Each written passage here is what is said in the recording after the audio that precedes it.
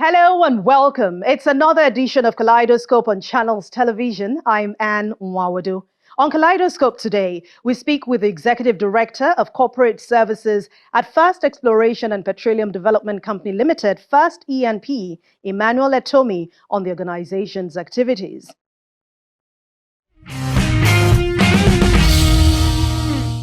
Once again, welcome. First Exploration and Petroleum Development Company Limited, First E&P, is a leading integrated energy solutions provider. But let's tell you more. Founded in 2011, First Exploration and Petroleum Development Company Limited, First E&P, is one of the leading integrated energy solution providers with maximum delivery capacity across the upstream oil and gas value chain, including drilling, well completion, well testing, and production operations. Through more than a decade in business, First E&P has achieved critical milestones through its journey. The organization is committed to establishing itself as one of the most admired independent exploration and production companies dedicated to contributing to the well-being of Nigerians. With innovation and sustainability at its forefront, First Exploration and Petroleum Development Company Limited is determined to continue to make a positive difference in the energy sector. Let's now hear from the Executive Director of Corporate Services at First E&P, Emmanuel Etomi. How did the journey of First Exploration and Petroleum Development Company Limited begin? The journey began basically in 2012 when we commenced operations as an independent indigenous oil company with capabilities to find and produce oil in the upstream. And we've done that over the last 13 years professionally and got our first oil in 2020 during the pandemic. We are also beginning to expand our operations, looking at sub-Saharan Africa as we grow. We recently as well signed a gas sales agreement with the NLNG. So the company has grown from those early days to a full-fledged oil-producing company. So apart from that, basically, we have other interests with other partners in Renaissance, for instance, which we, as partners, we recently acquired. We have a partnership with West African Exploration Production Company, with the Dangote Group, and also with ND Western. All those are organizations and businesses in which we have oil-producing interests. Some of them have started producing, while others are in various phases of development, and that will come to fruition in the future. What would you say sets First E&P apart from your peers in the oil and gas industry? Oh, thank you very much for that question. And I'll always start with what I call compliance. Now, as an organization, one of our ethos is to ensure we fully comply with all the laws and regulations of the country. And what does that mean? We ensure we pay our taxes and royalties on time. We don't owe the government for any reason.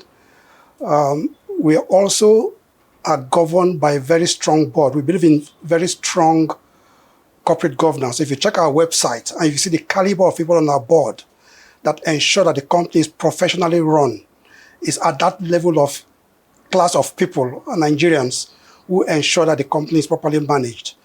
If you then come internally, we pride ourselves as a technically and commercially focused company. And we have demonstrated this by taking it from ground zero to production in 2020. And our belief is that as Nigerians, we can perform in this sector as any other international oil company, if not better. And the results demonstrate that. In terms of our unit cost of operations or production, for instance, we are probably best in class. In terms of taking projects from ground zero to production, we've demonstrated that. in terms of ensuring that Nigerian companies, in terms of our local content policies, actively participate in what we do, that is also been done. That if you come internally, the way we develop our staff, the way we ensure that they are focused on the objectives of the company are the things that make us stand apart. Over and above all that, we've done this safely. Yeah. We've not lost any life or any soul during our operations. A few months ago, we achieved 10 million man-hours, no lost time injury in our operations. Those are the things that set this company apart from our peers, if you want to look at it from that perspective. So for every responsible organization, I mean, every organization will take corporate social responsibility very seriously. And from what I've seen with First E&P, you launched a 3-year partnership with the Healthy Heart Foundation as a way of giving back to society, of course. And share with us some of those achievements that you've been able to make in that regard, and maybe the partnership also, and from the beneficiaries, the challenges you've had to face, and operations while carrying out that partnership. And of course, what makes you smile when you remember all the beneficiaries or the impactful work that you've done in that regard? Okay, I will put that in context. From a social performance perspective, we work in 3 broad areas: in education, health, and enterprise development. So the Healthy Heart Foundation you talked about falls under our health strategy. Now, the Healthy Heart Foundation, run by the First cardiologist consultants, basically focuses on cardiovascular treatment of underprivileged Nigerians. Okay. Now, these are Nigerians who simply cannot afford heart surgeries. And if you just imagine what that will cost. So they're working with their delivery partners, teaching hospitals, general hospitals, even individuals, make referrals to them where they then evaluate and carry out these surgeries with their partners. And for me, that gives me joy when you see the pictures of people when they speak to you that otherwise would have probably died if those kind of care was not given, and are then treated.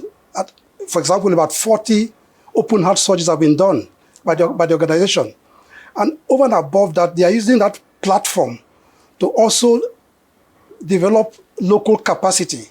So they invite local cardiovascular surgeons to observe these procedures as they carry them out.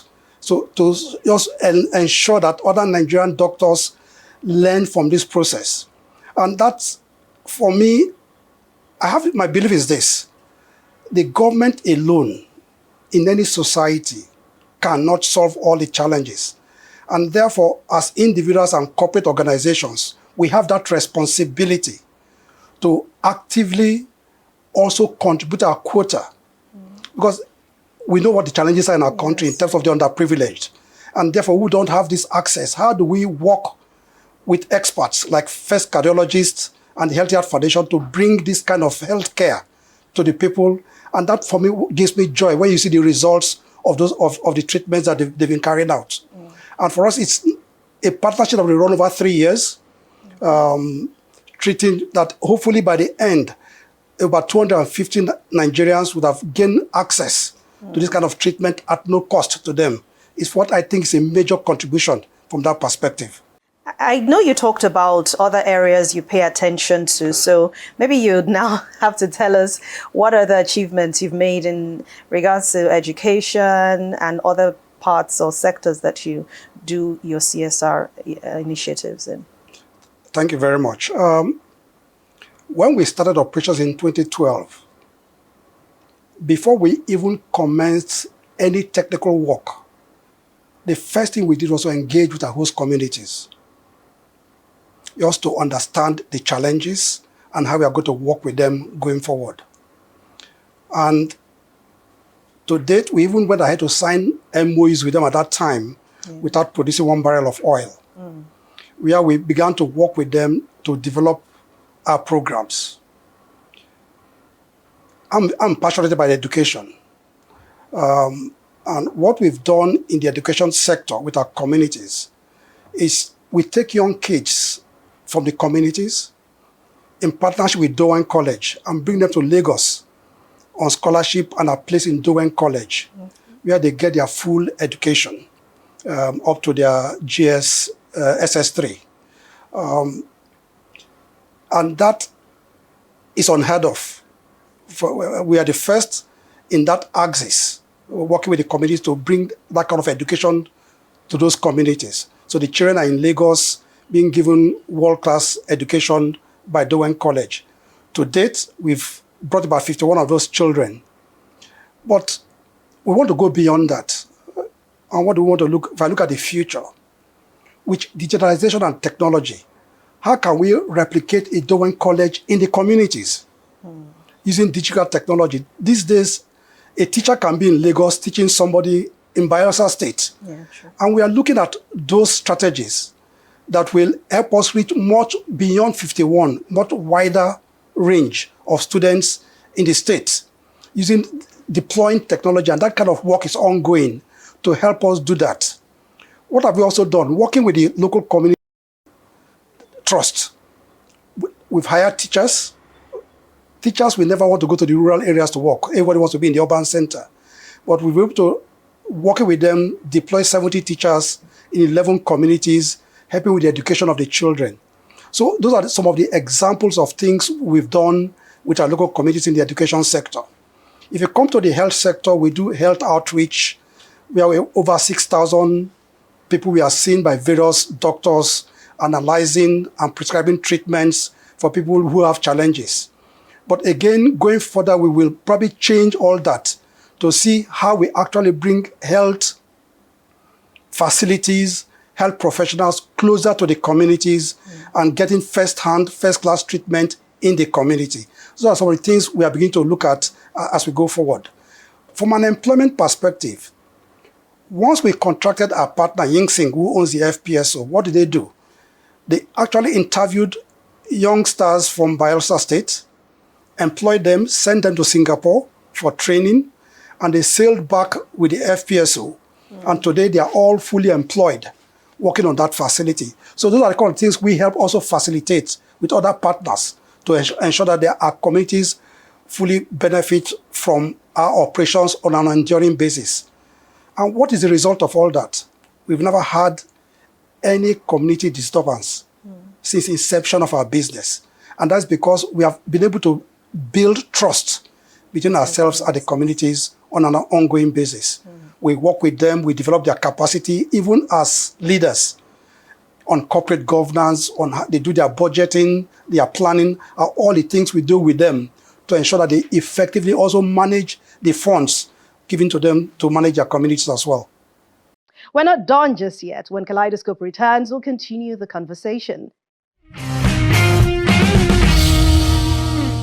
Welcome back. You're still watching Kaleidoscope right here on Channels Television. Let's continue the conversation now with Executive Director of Corporate Services at First Exploration and Petroleum Development Company Limited, First E&P, Emmanuel Etomi. So let's take a look at the oil and gas sector in Nigeria, from operations to challenges to things that have been maybe better improvements in that sector, and what you think the government or the private sector can do to solve the challenges in the sector. Let me, first of all, start with the government, at least the present government. The present government has today provided the enabling environment for the oil sector to deliver, so we have no excuse. There have been the presidential directives to help ease the way we do business in this sector, and that is kudos to the government. If you then go beyond that, at the NNPC level, you have a seasoned board in place with seasoned professionals who are not directly engaging the industry on how to move the agenda forward. So that enabling environment is there, so we have no excuse. We cannot say government is stopping us from doing our work. No, they are not. But what are the challenges? The challenges have always been our own local capacity. And what do I mean? The local contractors and the vessels, those kind of businesses are where the challenges still lie. But even at that sector, we are beginning to look at how we form, as industry, strategic partnerships to help lift up some of those challenges, address some of those challenges, collaboration, doing partnerships, and the NNPC is leading all those things. How do we share facilities to ensure that we bring the cost of operations down? As for initiatives, the government and the NNPC, working with us as industry, is putting in place to address those challenges. But as for the ease of doing business, the president has given those directives, and those directives are working effectively. And we are quite pleased about those changes. How do you manage your footprints on the environment to ensure sustainability in the energy sector? Thank you. Especially, of course, in the communities where you operate. Luckily, we are in the shallow offshore. But the first thing you do to ensure sustainability and ensure is compliance. Yes. Yeah. There are regulations on waste management. There are regulations on all facets of HSE working in Nigeria. So you must ensure you comply and get all the necessary certificates before you can do that sustainably. But we've gone beyond. For example, when you look at gas flaring, today we have basically reduced routine gas flaring by 96% in our operations. That is world class. Very few companies in Nigeria have achieved that kind of level to reduce their gas flaring. I talked about our safety record. We ensure that we comply with all safety regulations. And therefore, we've never had any fatality in our operations. The government has laws and standards. The government has ambitions in terms of reducing our carbon footprint in this country, Scope 1 and Scope 2 by 2045.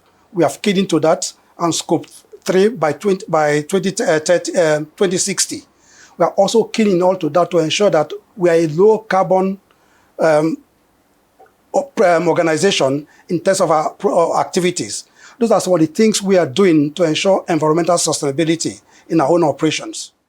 Let's talk about the plans for the future. First, with your partnership with the Healthy Heart Foundation, and of course, partnerships with other people to ensure the education sector is improved in Nigeria. How do you intend to scale up or deepen the impact that you're making in these sectors concerning your initiatives and, of course, contribute to a stronger healthcare and education system in the country? If I take the Healthy Heart Foundation as a case study, for me, it's a blueprint that others can genuinely key into as a way of bringing succor to those who can't afford it. So other organizations, individuals can begin to see how we all key in to expand those kind of projects. Going beyond that, we are looking at other things we are doing. If we are looking at this around the area of cancer. We are working with other organizations in partnership to begin to look at stem cell research and to build a stem cell center in this country, maybe the first in Nigeria, that will begin to help address this around sickle cell anemia and leukemia. These are things we all don't know about, but they exist. To get treatment for those things, you either have to leave this country. So we are also looking to expand our footprint beyond Healthy Heart Foundation to work with other organizations and the government to build a kind of center in Lagos, where they can do stem cell transplants, stem cell research, and also train people in such facilities. So we all have a role to play, not just government. Yeah. What are the benefits? Apart from the benefits to individuals who can get these benefits, if you look at it from the context of the economy, today a lot of people will want to fly out of this country to go and get treatments either in India, in the United States. But if we begin to do some of those things in country, we can actually also attract inward flow of foreign exchange and also minimize the outflow of foreign exchange to other countries. Those are some of the ways industry, working with government, can also help develop the health sector and other sectors to ensure we conserve the little we have in our own country. From just 12 employees when this journey began back in 2012 to the great team that you have built or been able to build today at First E&P, where do you see this organization in the next few years? Thank you. Great question for me. Again, I will pull back a bit and say the federal government, today Nigeria produces about 1.7 million barrels of oil a day. By 2030, the government wants our production to be about 3 million barrels. Yes. First E&P wants to be in the forefront to help the government and this country achieve its objectives. What does that do for the country? More revenue to the country, and to help, so the government has the resources to develop the nation. As a company, we want to grow our production in line with the aspiration of the country. Today, we are doing about 57,000 barrels a day to 70 to 100, working to ensure that the government achieves those objectives. The government has also said this is a decade of gas. Yeah. We want to be part of that energy transition. How do we work to ensure that we develop our gas resources, not just to help, not just for export, but also to help local industries? We want to be in forefront of that, deploying what we have achieved to date professionally and deepen the way we operate efficiently, digital technology, and all sorts of things we can do to ensure that this country achieves its objectives. We are Nigerians. We believe in Nigerians. This is being done by Nigerians. And we believe we have the capabilities. We believe our values and our professional know-how will help us advance the goals of the government to ensure energy sufficiency in the future, to ensure we grow our economy, and to ensure that Nigerians benefit on an ongoing basis from oil production. That is our own mission. And that's our own belief that we can contribute to those objectives. And we're working hard to put the blueprint in place in that direction. We're all Nigerians, and I will say this, I'm very proud as a Nigerian to be an employee of First E&P. And I said at the beginning, when First E&P was started, the founders believed, because if you know the history of this industry, it has already been dominated by the international oil companies. Yeah. But we believe as Nigerians that we have the capability, we have the know-how, we have the skills and the competencies to do this. And we have demonstrated that. And that for me is a proud moment. And it's not just us, there are other Nigerian indigenous companies who are doing the same thing. And you will see as the country grows that we become the major players as Nigerians driving our own future. And that for me is something I'm very proud of. And it's something I believe we all should support. But in doing so, we must do it responsibly. Yeah, we must do it because it's a right thing to do. We must ensure that we protect the environment. We must ensure that our host communities benefit on an enduring basis, that are not left behind. We must do it because Nigeria needs the resources. Nigeria needs to end the foreign exchange for the government to, all the challenges we have, be it in the education sector, agriculture, the government needs the funds. And this sector will help the government and this country develop those resources. And we become a self-sufficient country, and we don't have to rely on imports for most of the things we do today. And that for me is what I see, and why I'm excited about what we do in First E&P. And that's where we end Kaleidoscope for today. Thank you very much for watching. I'm Anne Nwawadu. Please watch past editions of the program on youtube.com/channelsweb. Just type Kaleidoscope in the search box and enjoy your time with it. I'll definitely see you again very soon. Please stay safe.